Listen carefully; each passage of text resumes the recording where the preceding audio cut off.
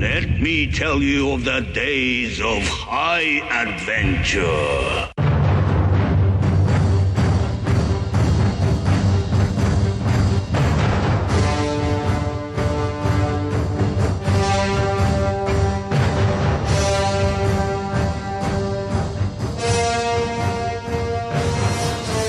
Hey everybody, this is John.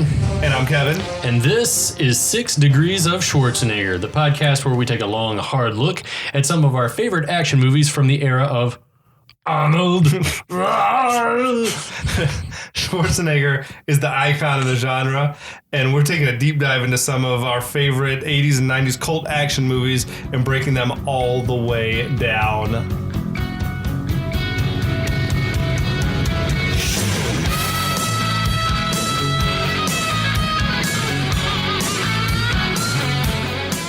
Hey, so we're back.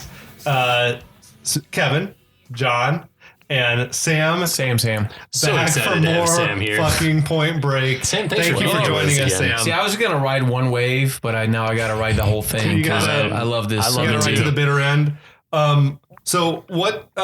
You've joined us before talking Predator, so I know you love that one. What's your Mount Rushmore? Like your favorite 4 action flicks? So yeah, if we rewind to the Predator podcast, which we won't, that's my favorite movie of all time. Okay, better than Point Break. Yeah, because I saw it when I was, again, I keep talking about my life history, which I think is important here. I was born in communist Bulgaria, so and I moved to America, Chicago, when I was 11 years old. I saw Predator on a VHS tape, maybe when I was about 7 years old in like communist contraband? Bulgaria. Was it like everything? I'm illegal? sure back then. I'm sure everything was good. Fucking Bulgaria. I mean, I'm sure, you know. So I saw all those action movies, but I remember seeing Predator when I was 7 years old, and I freaking was so scared. Like, so scared. Yeah. Like, but I also loved Arnold, and I'd already seen other Arnold movies. Was you know what I'm it saying? in English? Were you speaking English? Or It was either no. I did not speak English till I moved to America, so it must have been people speaking over, like dubbing it, or I doubt it was me reading it at that age. I'm sure it was dubbed. Okay, that's awesome. So I was what else? terrified of So I fell in Predator love. too. So you love these two? So, well, historically, you asking me just action movies or movies? Yeah, action. No, we're strictly 80s, 90s action. I love First Blood, one of my favorite movies of all time. Yeah. My favorite line from that movie, I've mentioned to Kevin in the 10 years we've known each other or more, I've probably mentioned to him about 100 times is, "Why are you pushing me?" in the cop car. It's Great awesome. line. I mean, It's awesome. You know, it's a real thing. That right? movie's And- really serious. Yeah, Oh that's my got God, that movie is heavy subject incredible. matter. So I'm a crazy Stallone fan. I love Cliffhanger. That's up Yes. there. Terminator 2. So I wrote an article for my high school newspaper with a buddy of mine. So this is probably 1999. So we were 17 at the time. We rated the top 10 movies of the 90s. Now this is 17-year-old kids, you know, guys. Yeah. So we're not going to put like Titanic or anything in that list. No. Our number one movie was Terminator 2. It might have been like the quintessential movie of the decade. Really, like I mean, it's not like Pulp Fiction was up there. Pulp Fiction is great. We had of a Pulp course, Fiction. yeah. Nice. So you get the gist. That was kind of I was a big Van Damme guy. I was a big Steven Seagal guy. I watched it all. Okay, that's awesome. That's just like I think just like John and I. And Conan the Barbarian 100%. I saw in the theaters in Bulgaria. One of my earliest memories of seeing a movie in the theaters. And the other one, Willow. Oh my God, I love Willow. Classic. Willow. I do. And the power went out for about 30 minutes. We were in the theater. You waited for it to come back. for 30 Man, minutes. one of my earliest movie theater, like action movie memories, I think my earliest memory of being in a movie theater is seeing Crocodile Dundee. Shit. Yeah. Okay. I don't remember much. own I that don't think I tape. was getting to see much like quote unquote adult movies when I was like that age. I'm trying to think of the first movie that really blew me away with like some action was Robin Hood, Prince of Thieves. Oh yeah, Jurassic Park. that was the first VHS I ever owned. Before that, it was like mine. watching a bunch of Home Alone and Yeah. like kiddie movies. But yeah, that Robin Hood, Prince of Thieves, like opened my eyes to like, oh, this action's freaking awesome. Alan Rickman. Oh my God, Yeah, Dundee 2 was a good movie too. Yeah, Yeah, I it was- love the Dundee movies. Anyway, we're here to talk about not Crocodile Dundee, as much fun as that would be, but we're here to That's talk not a about knife. Point Break. So we're That's We're a knife. fishing in like the Hudson River or whatever. I love it with dynamite. Yes. We digress. But yeah, back to the Point Break. Last we saw things were getting a little romantic between Johnny Utah and Tyler.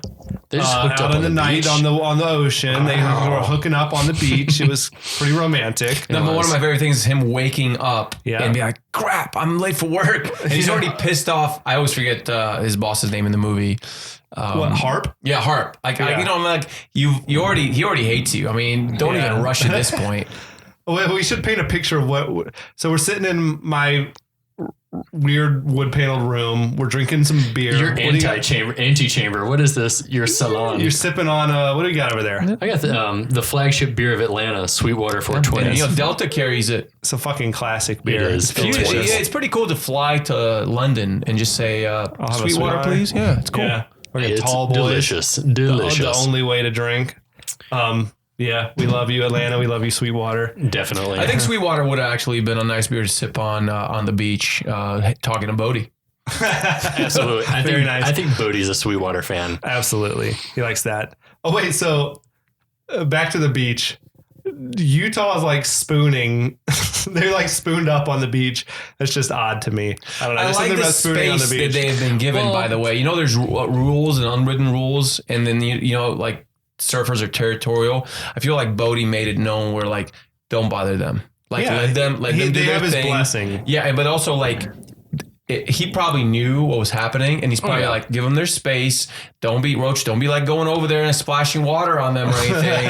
Like, let them do their thing and let them chill out. I respect that from Bodhi. Well, also remember that, I mean, it's probably cold on the beach. The Pacific's cold. They're keeping each other warm. The fire probably went most of the night. Yeah. Oh, yeah. The fire is like still smoldering when they wake up, along with their loins. But yeah, I mean, I'm sort of a neurotic person by nature, and so I get the neurotic or erotic. Well, both. Neurotically erotic or erotically neurotic. I'm not sure. Anyway, I get nervous sweats when Johnny Utah wakes up and is freaking. He's like late because he's late for his first and his own raid in the FBI. They're gonna raid. Yeah, they're gonna raid Warchild, the surfer goon, Nazi asshole's house. They think they're probably the ex-presidents. But he keeps coming back, man. He's like, I'm so late. I'm like so late. And then he keeps coming back for more kisses. Is that Bodhi magic? There's probably time for one like quickie if they make it really quick. Oh yeah. He kept smooching. Yeah. I feel the love in that scene though. Like it's kind of as these type of movies go, like there's romance there. Like I feel like these two are really like falling for each other. Granted, it's perpetuated on a lie. Yeah, it's built on there's a lot of lies in this movie. Everybody's lying to everybody, though. It's built on a foundation of sand, just like Real the beach. Quick, I forget, and this may be a brain freeze on my part, but does girl know that Bodhi's bank robber? No, she doesn't. She should know, though, if they have a real history, or she should be curious where the money comes from. Yeah. But I don't think she knows anything. I don't know. She might just be trying to live her life, like do her thing after her parents died, like... She might just be oblivious, and Bodhi was probably one of those relationships where it was probably like, I dig you, girl, but I'm a free spirit. And I don't take it that it was like that type of relationship where they're all up in each other's business. Like there are a couple of free spirits. Super chill. Yeah. But so finally he pulls himself away from her and he hauls ass over to Warchild's house just in time. Conspicuously speeding down that street, hauling ass. Bottoming out his Mustang like 2 or 3 times before his car in this movie is so fucking awesome. It's a 1970 Mustang Mach 1. Dude, that's a good looking car. So that's back when they said to stunt drivers, like, just haul ass. Like, we're not going to do CGI or any of that crap with these cool. He's like fishtailing. Well, yeah, it's like he's pulling up and it legitimately looks like whoever's behind the wheel is doing the vigorous turning from left to right. It is like squealing tires. It's a total fucking muscle car. Yeah. Like, it's just an awesome car. But also coming in hot to his own raid. Yeah. Everyone's pissed at him, like, understandably. Especially Alvarez and Babbitt. They're like, what a fucking flake. You're late to your own raid. I can't believe you're late to your own raid. What a flake. They keep calling him a flake. And when I was like a 10-year-old watching the movie, it's like, what does flake mean? But see plenty of those when you're an adult. Yeah, no doubt. So Angelo gives him the rundown of how it's going to go. Very specific instructions for Utah so as to not blow his cover. It's like, you keep your ass next to the window. You're backup only. You're backup only. I thought it was so far fetched. There would be way more guys than. So Agreed. there's Pappas There's and 6 2 other guys. 6 guys total. What, FBI guys? Yeah, because Cullen. Is there even 6? There's Cullen there's who's that hanging back like Well, I guess monitoring the so wire. they're 5. I They're think. 5 guys. And including Utah? Yeah. Yeah, that's what I'm saying. They're like they have no idea what they're walking into. No. Like, and they're walking in with like 3 armed guys and a couple more guys hanging back. It's like, and there could be an army in that house for all they know. I mean, there is. They find out there's like a lot of dudes in there. I just thought it was unrealistic that they roll in there with 3 guys and 2 more for backup. Would you agree that this is sort of the line of demarcation for where this movie becomes an action film? This is probably the first gratuitous violence in the movie. But like before this, it's been like surfing and the fight has been the most physical thing that's happened. The bank robbery happens, but it's like those are like isolated incidences. And this is like the first moment where it's like, we're going to crank this shit up to like 12. Yeah. I mean, obviously when the guy's foot gets blown off. I mean, that's one of the best. That's so great. So yeah, so I always love this scene. It is fucking intense. Pappas runs down the street. Scooby. Looking for that lost dog. The way he whistles is perfect. I love that the fake dog's name is Scooby. Like, I was such a Scooby-Doo fan when I was like little. I was watching those cartoons on loop. So I loved it. If next dog, I got my dog sitting right next to us, Turk. Next dog I want to name Scooby. That's an awesome name. That is a great name. I like that. Yeah, I might roll with that. So we get our agents surrounding the house. One peeks in and sees some rando who we've not seen before pouring beer over some plain Cheerios. Is that? I feel like that's a thing I've heard of before. I can't imagine actually doing it. Beer on your cereal. It must have been something back then. At Georgia State University, I recall very clearly when you and I roomed together, pouring Mountain Dew over some Raisin Bran. Who did that? Really? I did. You did it? How was it? It was terrible. I think Who got the idea? I think I got because I didn't have any milk. All I had was Mountain Dew.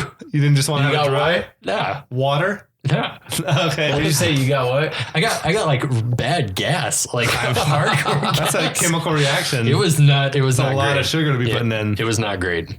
Anyway. So that's happening in the kitchen. You got. I don't know why these guys were preparing for a war, though. You know what I mean? Yeah, well, Anthony Kiedis is like, I don't know what is going on with him. He's in the room like freaking out. Is he just high as hell? I think, Utah uses that little telescoping mirror to look at it. Anthony Kiedis is on the bed. I feel like he's listening to probably Chili Peppers. Yeah. And just like raging. He's just like, do you think he was high? Didn't he just... He probably was high, but it was really early he was in the like morning. banging his chest and stuff. So I feel like he's just done some speed or heroin or whatever they do. Yeah. Whatever Anthony Kiedis did anyway at that time. There's a chick in the shower. Yeah. And there's just way too many people in this house for them to be like, to not fall back and regroup and like reassess their plan, the FBI. And then in the silence of this moment where he's sort of assessing everything and very like we're getting the layout of everything, there's an awesome plot device introduced, which is the fucking loud ass lawnmower next door. Genius, isn't it? All of a sudden, like now there's chaos. Like it was, they maybe they were all in contact with each other. Now they can't really hear each other anymore. Right, but also I always thought this was effective because it's sort of like you and I were talking about in Die Hard, that there's this element of everyday life that people can identify with. Everyone knows what it's like to cut their grass, if like been around a yard or something. So it's like you're in this crazy situation and your next door neighbor is like cutting the grass. So we do action movies on this podcast that are like a Predator or Conan the Barbarian that are unrealistic worlds. And then there's stuff like this movie or Die Hard where I feel like it's set in the real world. Yeah. Where someone mows their lawn or you get whatever. You're scared of flying. You know what I mean? Like you can still be the hero and be nervous about flying. You know what I mean? So yeah, I totally dig it.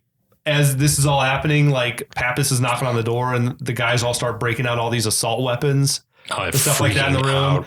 And Utah's able to see it, but he can't warn the guys. He's like, don't, pull him back. Like, don't let him show his badge. They got an arsenal in here. The lawnmower is and too everyone's loud. like, I can't hear shit. Yeah. Like, everything's just chaos now. The plan's gone to shit. Warchild runs in after they've come in and gotten their weapons and says that there are 2 more agents out back and then you get your. Apparently those dudes weren't doing a great job of hiding. But then we get So when he comes in, he's like, "There's 2 more out back," and that's when Anthony Kiedis, my guy's like, "Oh shit, we're fucked." He's a good actor. Yeah, he was probably high on the set, but he was a good actor, man. I bought everything he said. I want to read his biography because he probably, he has to mention this in there, right? Shit, we're fucked. Well, he had to upstage Flea, who was in Back to the Future. Yeah, they were all probably trying to period. act. Back to the Future 2 and 3, 89 and 90. He was great. Anyway, the gang is 100%. The Nazi assholes are ready to go out in a blaze of glory. They're like ready to shoot whoever comes in. It's like, this is it. We don't even care. Yeah. Pappas takes the door. He grabs the woman. He's almost using her as a human shield. And Bunker pops out with the machine gun, and he just opens fire, hitting nothing. Yeah. I'm like, dude, Bunker, you suck. That's pretty weak. I mean, what kind of goon are you? You can't shoot anyone down a hallway. Well, and then immediately, Johnny Utah, not 4 minutes ago, was given instructions to hang back and be backup. But this is the point at which backup is called for, I think. Right, it's a full-on shootout. But it was also, the purpose of being backup was so as to not blow his cover. Bunker immediately sees him. Yes. Bunker sees him and he's like, "Fuck you, pig." and but to his credit, Utah drops him quick. A couple of shots to the chest, right? And then Warchild sees him shooting at him. I mean, they've all seen him. So even if, at this point, word is arguably going to travel fast if these guys go to jail. Yes, I guess so. I've always wondered about that. So they've seen him. Warchild obviously could say, yes, this surfer guy, Johnny, is a cop. But who's he going to tell? Maybe they keep him in solitary. They keep him in solitary. Do you think no it's phone call? They know that if they bring it up during their talks with the lawyer, that they say, if you promise not to mention that Johnny Utah is one of our assets, we'll lighten your sentence. I don't know how that works. It's not going to go well for Warchild. It's all whatever. He's not going to get out of jail anytime soon. Does Warchild know about the bank robberies? I don't think that any of them are wise to the ex-president's Maybe only identities. what they would have seen on the news, right? So who would he tell then? About that Utah's a cop? Yeah. Just whoever. And then word gets around the community. But they might not know who Johnny Utah is, though. He probably doesn't know that guy by name. No. He might be like, that guy that was with Bodhi that one day is a cop. Yeah. I don't know. That's a good point. I don't know. I was just thinking those guys are dumb anyway. You know what I mean? Exactly. I never gave that a moment's thought. I just think he's probably cut off from civilization once he's hauled off to jail. And Babbitt and fucking Alvarez, it takes the two of them to take down Tom Sizemore in the kitchen, the unarmed guy eating the cereal. Naked lady freaking out in the shower, understandably. Yeah. She's like, "Oh, here's my tits." What? Pappas shoots the one other guy. Yeah. The guy who never had much of a name or anything. The fourth guy, long, straight, blonde hair. He shoots him right in the fucking head. He's using one of the women as a human shield, I think. It was the 20th firing of his firearm in the field. Oh, shit. He's up. And one shot. How many kills he has in those? 20. You think it's 20 shots, 20 kills? I think so. I mean, look at that. That's marksmanship. That was a stone cold kill. He shot the dude right in the head. That was an extreme, very violent scene. It was gruesome. Johnny Utah's second, third week on the job? I mean, he's a novice still, and it's shit's popping off. Well, then the real MVP of the Nazi assholes. Oh, the naked lady. Yes. The naked lady from the shower. Asses. Yeah. She beats the shit out of Utah. Yeah. Lays him out, kicks him in the face. Yeah. What do we got? We got Anthony Kiedis is trying to run out of there, and he gets someone flings a door open into him, and he shoots himself in the foot. Yeah. Dude, that looked so painful. That scene to this day. Oh, you got to think about foot injuries. Foot injuries. We were talking about that on Die Hard. His foot looks like it exploded. Yeah, the effect of the pellet going off in the shoe is it's an explosion. You feel his pain, and then his face. You say he's a good actor. He's his face sells it. It's cartoonish, but I can only imagine. That's how I would be. If your foot's basically a nub now. Either that or you'd be Murphying, you're so in shock that you can't even scream because your hand is gone. RoboCop is where the fuck's my hand? My hand is gone. It's not on my body anymore. Dude, yeah, that shit looked like it hurt. Meanwhile, Naked Woman's laid waste to Utah. Then she stabs Babbitt in the back with a big ass knife. Yeah, she is like doing a lot more damage than any of the goons. She's the real MVP. Yeah, this woman though, she is ride or die for these guys. Like she's ready to kill policemen. You know, they probably got with some tough women because they were tough guys. She was all you know tatted what I'm up. saying? Like, she was probably smacked around every night by these guys anyway. she could take it. You know what I mean? Yeah, but she was like on drugs. She was brainwashed. Like she was ready to kill cops for them. High, you know. If you do coke and weed and whatever else and heroin for like 1-2 years straight, you can do whatever the hell you want. You know what I mean? Like you can, or crystal meth. Since that's stab cops and feel like you're invincible. How did Utah wind up inside the house? I guess he kicked in the back door, right? Yeah, he came in. He came in the back door. Because he's in there. Yeah, he killed Bunker, and now he tackles Warchild through the window. Yeah. Well, Pappas knocks out Naked Lady, and then Utah, did he? How did he do it? He clubbed her. Yeah, just like knocked her out. She was wild. Yeah, she was on something. She and Ketis had just done whatever. But she was in the shower. She was like she was enjoying it. She was like enjoying a cold that. shower. And Ketis was in there raging on the bed. Just like, he was waiting for his turn in the shower. Raging. Fucking Ketis, man. So yeah, Utah tackles Warchild through the window and they're wrestling. They knock over a lawnmower. That's right. They wind up right next to the lawnmower that was established earlier. This is a fucking intense scene. That looked very painful if your face hit that thing. What I like about this scene is Warchild won that fight.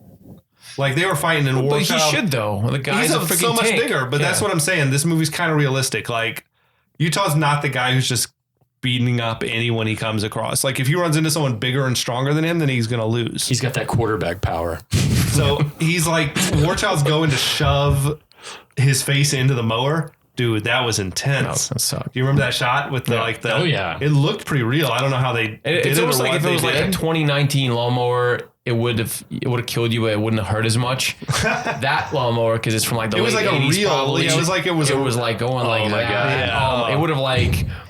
It would have peeled your face off. Just by degrees, just divots out of your It's kind of face. getting stabbed by like a knife that's not very sharp. You know what I mean? Yeah. That's a good analogy. Yeah. So he was about to get it, and Pappas saved him. Pappas had a funny line after he did that, Pappas didn't he? is a marksman. He like shot the lawnmower from distance, like from a long way off. He shot the lawnmower and Killed the engine. And then he said, And then he said, "Speaking to the microphone, squid brain." Also, you remember that? the lawnmower engine was loud enough that the poor guy cutting his grass never heard a single gunshot, I guess. Yeah, he was still out there mowing. Was he listening to music? He did have headphones on too. Oh, thank you so God. much. There's You must have been listening to music. no plot holes in this movie. Remember, music early 90s, you listened to it very Is loud. air fucking tight. What do you think he was listening to? Chili Peppers. I think it was Nirvana, man, 91. Metallica or like fucking something Wasn't death it? It was metal. like an old black guy. He loves that shit. He was listening to Guar. Whatever it was, he was like vibed out on it. It could have been Earth, Wind, and Fire. We don't know. Yeah, but exactly. That's fucking hilarious to me. Utah's like rattled. He's got like PTSD after the thing. And Pappas is like soothing him and telling him, "You did really good." Like, it's a lot different than shooting paper targets. They right? just got a bunch of bad guys. Just Not obviously the right not the right bad bad guys. And then he gets freaking talking to. You got Anthony Kiedis is like screaming in the background through the whole scene. He's like, "Oh, don't touch it. Don't touch it." Do you remember that? I feel like I'd be saying the exact same shit. Yeah, no. Please leave me alone. Yeah. But anyway, he's shaken up by it. And that's when Harp comes in with Tom Sizemore, who we find out was like undercover DEA. Oops. Well, Do you think I like my hair like this? fucking Harp is like chewing those guys out. He's the one who fucking signed for the warrant. I mean, he's on the hook as much as the rest of them. Yeah, but I mean, all these guys should have been like, this was very plausible. Not, oh my God, this is a wild it's goose not chase. like these guys were a couple of innocent dudes. They had an arsenal. They just saved the they were entire bad neighborhood. guys. Yeah, they're I like bad guys. Sizemore comes in full Winnebago man. God damn son of a bitch. I love Sizemore's performance in this. He's like, This is before he became Sizemore. Yeah. He's in this for like 10 seconds and just he's wired, man. He's like electric on the screen. The tattoo. He's like, you think I like this hair? Yeah, you think I like these clothes? My wife wants me to stay at Ramada. And that's when Pappas is like busting his balls. He's like, nice tattoo, Deets. He's like, yeah, you like that? Fuck you. I like that they're like contemporaries. They've been around for a while together. That's funny. Like, so I don't know what the communication is supposed to be between departments, but it's not Pappas and Utah's fault that they didn't know that there was a DEA operation going on. They didn't do anything wrong. You would think that now in the government today that would be flagged. If you like enter that into a database, if you're like trying to get trigger a an warrant at active this address, and investigation. it's like, then you say, oh, there's an active investigation going on there. Like, communicate. But at this time, I guess, I just don't see what they necessarily did wrong. Yeah. Still ended up being a total disaster in that regard. But yeah, so Tom Sizemore, he reveals these guys can't be the ex-presidents because they were out of town when some of the robberies were happening or whatever. So they're kind of back to square one, right? They're like, shit. They're all hella confused, I guess. Utah's like lying in bed there with Tyler, like deep in thought. Just like stewing. Thinking about what went wrong. I mean, probably though, like this, obviously his career is pretty short, but this is like the biggest fuck up that he's had. But he's gotten in a fight. He's gotten in a freaking shootout. He killed somebody he's now. Slept on the beach with a chick. I mean, think about it. I never noticed until rewatching this recently the little Ohio State miniature football helmet on his bedside table. That's on my thing. That's on my notes. It's like his alarm clock is a little Ohio State helmet. That's awesome. Nice detail by the production designer. Oh, for sure. But yeah, the Bodhi and the rest come around knocking on the door and they're like, come surfing with this dude. And everybody's everybody's surfing now. Everybody's learning now. Round, get around. But yeah, so Utah and Tyler go out to go surfing. So here's the $1 million question. Why?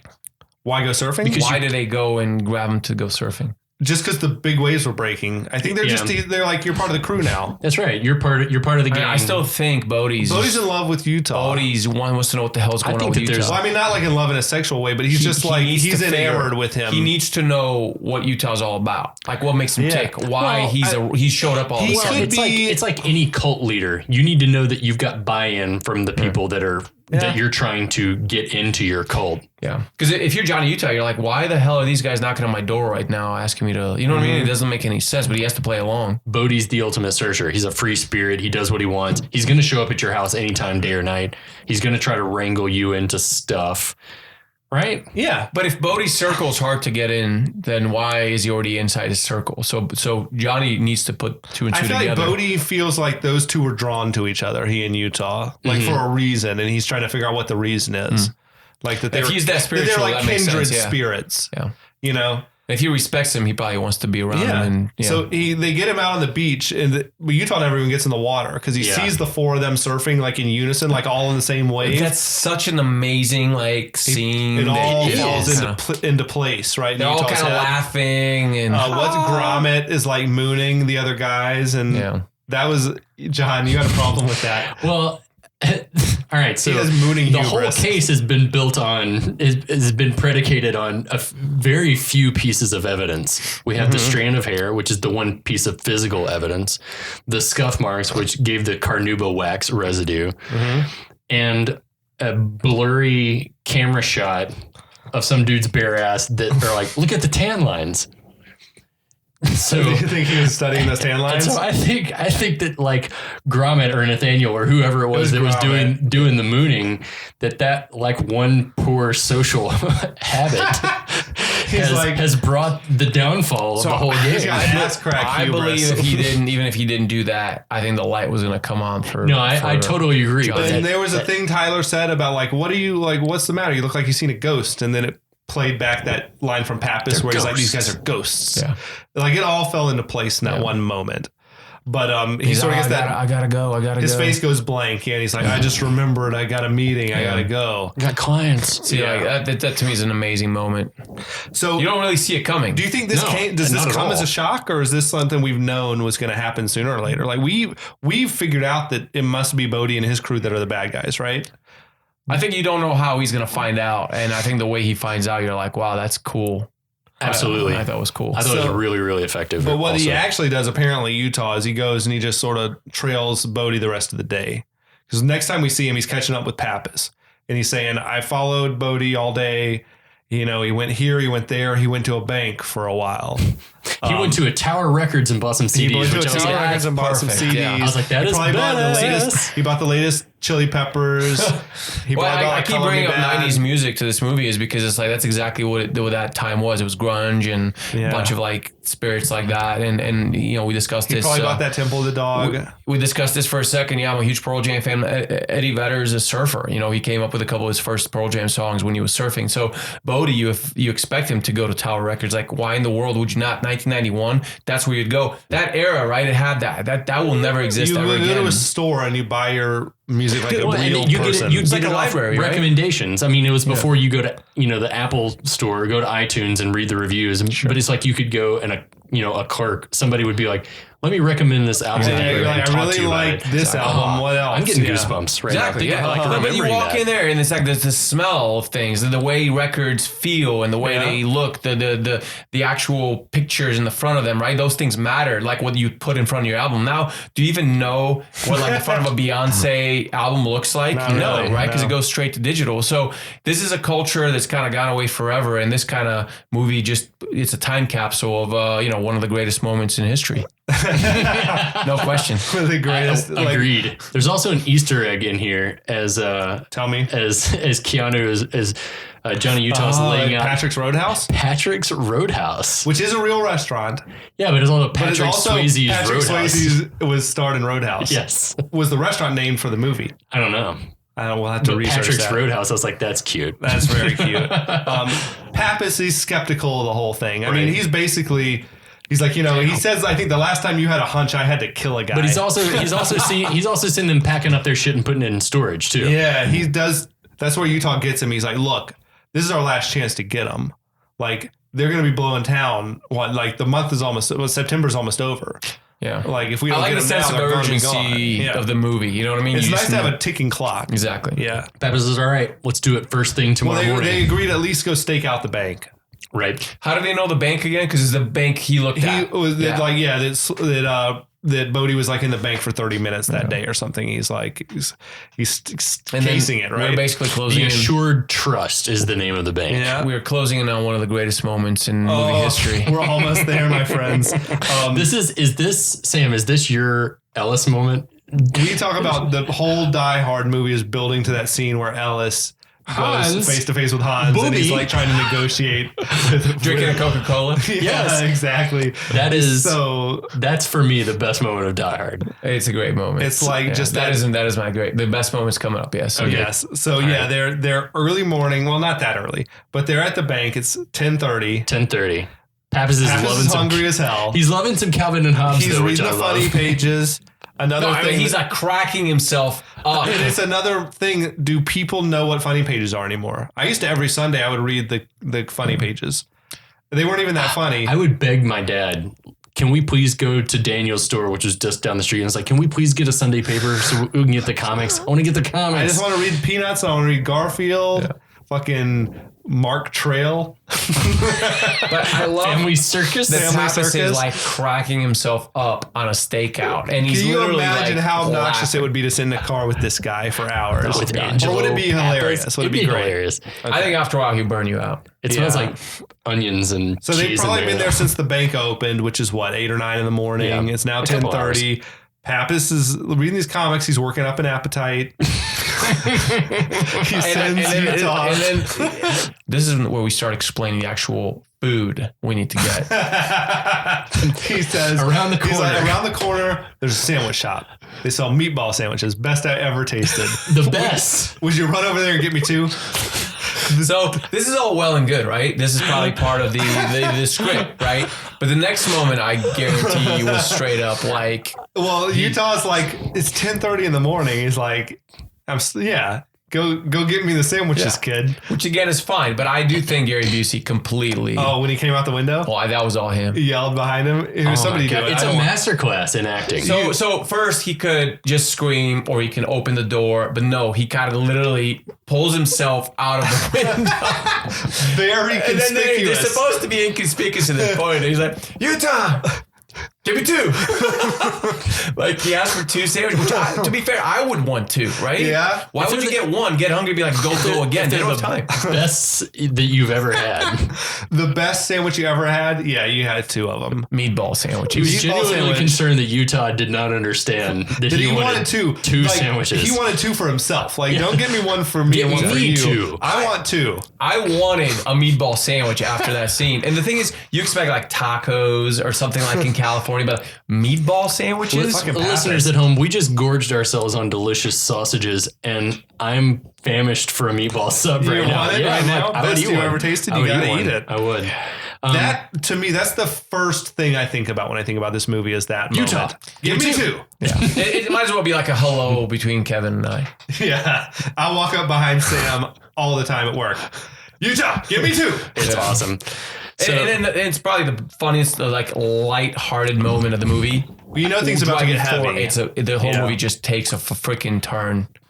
I'd also just like to point out that 2 meatball sandwiches, a tuna on wheat, and 2 lemonades was $7.84. The early 90s were a beautiful time. Was that the full order? The full order. Yeah, you got 3 tuna salad or sandwiches and 2 something. lemonades. Yeah. Yeah. Tuna on Beautiful. wheat, and that girl served those things up in less than 30 seconds. And as this is happening, like we see the ex-presidents pull up behind Utah. It's great directing. The way it's filmed. It's fantastic. They just pull up, get up, do their thing. Like he's like looked away. It's timed perfectly. He looks back over his shoulder, and they're already in. So It's he's awesome. like, he carries the sandwiches back to the They pull car. up in that giant Lincoln. and he's like, "You see that Lincoln pull up?" And he's like, "What Lincoln?" And by again- the time he gets back, they're already coming out. I'm already at this point. I'm like, fuck! Don't throw them away. Don't throw them away. The sandwiches. Throws them away. Same. I was Well, pissed that's too. I was when- like, Pappas gets 1 bite. Yeah, that's when Pappas is like, "I'm so hungry. I should have had you give me 3." Another great line. I don't know if that was I in the could have script. eaten the ass end of He a- said he'd eat the ass out of our dead rhinoceros. Yeah. Delicious. Anyway, I said at least Pappas gets 1 bite. he didn't get the 1 bite. Then he chucked them. The sandwiches will be no. I don't know. they're if he in took- the car. They're in Fine. the car. I don't know. I think they were chucked somewhere. It could be It messy sucks. no That's matter a fucking what. bummer. That's a bummer, man. So Utah just Pivotal moment. Pivotal moment. instantly, he's like, FBI, freeze. Like, so he's, to me, this moment's like huge. It's like the Is this- world stops spinning. Like, oh my gosh, they know who he is now.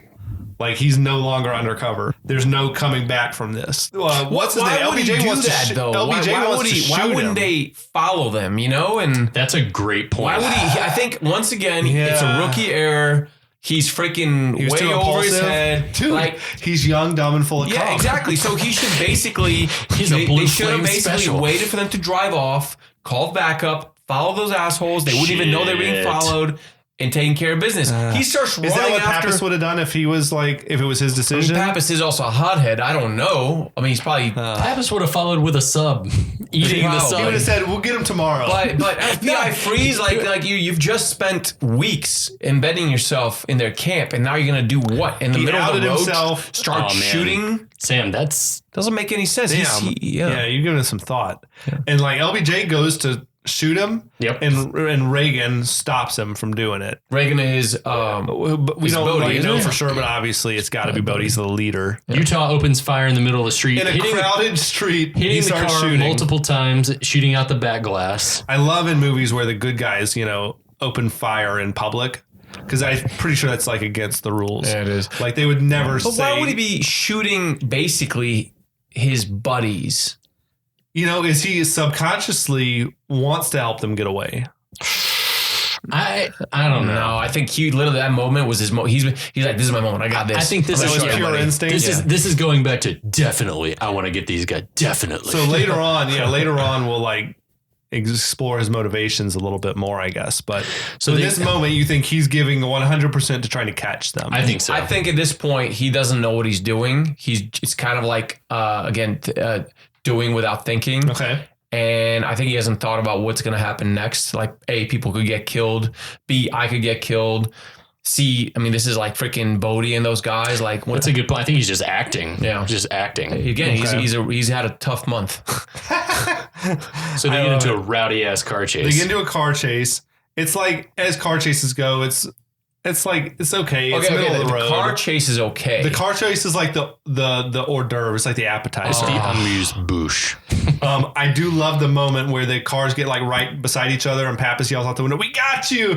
And Roach says, "You ain't got shit." And then, to Roach's credit, then Pappas just plows his car right into like the toll booth or whatever, the pay station at the parking lot. I also love when like right at the onset element, it's like maybe a minute and a half or so into the chase, like that Lincoln doesn't handle so great. They say this car is shitty. Says, this car is a piece of shit. It's like, yes, that's pretty good. Yeah, it's awesome. It's that real world moment. Why do we get this Lincoln? Where it's not like Ronin, great movie, but they're driving like souped up like supercars, like Audis and shit, and like whatever. These guys are driving real world cars.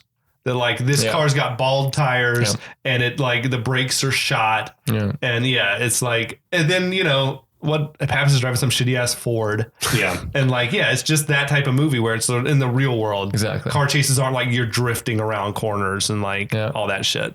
He wrecks the car. Smell the oil in the brakes, you know? And so Pappas wrecks his car. The ex-presidents drive over some backup spikes. Yeah, they got flat tires, but they see this as their moment. Like, now we can switch cars. Right. Like, while they're sort of incapacitated for a minute. Utah's on foot at this point. Yeah, he bails. And he's like chasing after him on foot. They pull in the gas station to switch out cars. I don't know why they had to set it on fire, right? Is that? I think they didn't have a chance to clean it the way they normally would. Cover so I think they want to burn up any DNA, hair, all that. That was Bodhi doing it again, wasn't it? Yeah, he says he says emergency sanitation. Mm-hmm. So I guess that's pretty sharp. Normally they would take their time, maybe have a little more time to like make sure that nothing was left behind. That scene's great though, seeing him with a mask. Dude, it's epic. That shot where he's holding the thing and shooting flames. It's awesome. And the gas station attendant that he sprays that guy down with gas at the gas station. That's Jeff Amata, who's like turned up on this podcast before. He's like just a famous ass stuntman. He was like he was featured in Big Trouble in Little China, but yeah, he done stunts in that, Lethal Weapon, Roadhouse, Tango and Cash. He like has 200 stunt credits. Jesus. To me, most impressive, he like choreographed all the fights in the Bourne movies, which have the best fights, right? Well, he did? Yeah. Shit. He's like real good with knives and stuff, this guy, Amata, but he choreographed and rolled up newspapers. If you choreograph the fights for the Bourne movies, those are the best fights I've ever seen on film, like the most realistic feeling fights. So he's a badass, and he gets sprayed down in gasoline in this thing, and Bodhi's like got the lighter, and he's like, "Don't do it, man, don't do it," and then he runs off. It's badass. Yeah, again, just a badass moment. And he torches the car, as we just said. It's beautiful, and then we get a flying tackle from Johnny Utah. Fucking Utah's gone like fucking Maverick. He like jumps through the flames and tackles Reagan, I guess, / Bodhi. They both jump up a little bit on fire. Yep. Pappas arrives and he starts shooting at the guys. So the guys. How realistic of a scene is that? It's badass, right? I mean, like that could completely, like you said, it's not like flying through corners and whatever. And you hit up. There's like a flaming gas station. These guys aren't like professional drivers. Insane. You know what I mean? Like they're doing the best they can. But they're also improvising in the moment. Like, let's burn it. Oh my god! But so once Pappas is there shooting at him, like the rest of the ex-presidents are like, all right, peace out, Reagan. Like, we got to go. Like, and the whole time they've been complaining, like, why is he taking so long? He was enjoying burning that car. I think so, a little bit. I would be too. That was like pretty rad. Yeah. At any rate, though, then so Reagan gets up and he's running away, and that's when the peak moment, maybe action moment of the whole movie. Yeah. Is like the foot chase. Oh my god! Utah's chasing after Reagan. Again, though, can you think of a foot chase in a movie before that movie like that? Not really. The only movie I can think of 100 since, mostly with Tom Cruise or Daniel Craig. The only good one I can. Well, yeah, you're right. Actually, the Mission Impossible shit was awesome.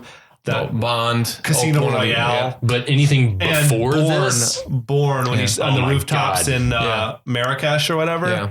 Was insane. But also in 2, like there are tons of great foot chases in the first 2 also. Like, oh my god. But this movie like made that a thing that you could have be as exciting as a car chase. Way to go, Catherine Bigelow. She's a badass. Yeah. Great director.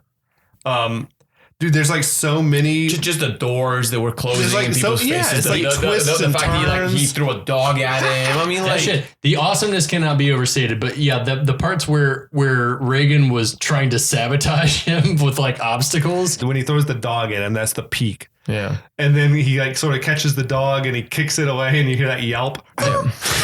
Was that Swayze, do we think, running in that mask? Okay. It was 100% not. Okay. But they said when they were shooting this that he was in Europe doing like publicity for Ghost.